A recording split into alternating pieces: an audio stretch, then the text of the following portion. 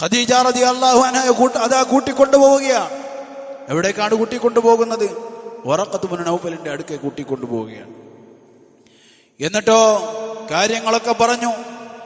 അദ്ദേഹം പറഞ്ഞു ഹാദാ നാമൂസു മിത്ല മാ അൻസല അലാ മൂസ, അല്ലെങ്കിൽ നസല അലാ മൂസ, മൂസ അലൈഹി സ്വലാമിന് ഇറങ്ങിയ പോലുള്ള നാമൂസാണിത്. എന്നിട്ട് അദ്ദേഹം പറയുകയാണ് യാ ലൈതനി ജദ്അൻ ഹീന യുഖ്രിജുക ഖൗമുക. ആരാണ് ഈ പറയുന്നത്? വറഖത്ത് ഇബ്നു നൗഫൽ.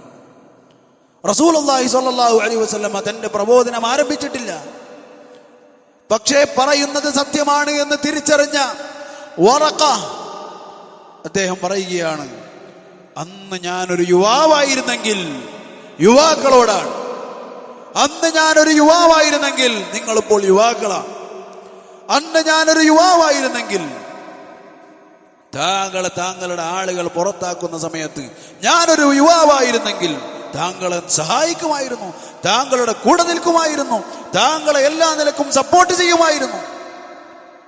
വറഖത്ത് ഇബ്നു നൗഫൽ റളിയല്ലാഹു അൻഹു അദ്ദേഹത്തെ കുറിച്ച് സ്വഹാബി ആണ് എന്നാണ് പല ഉലമാക്കളും രേഖപ്പെടുത്തിയത്.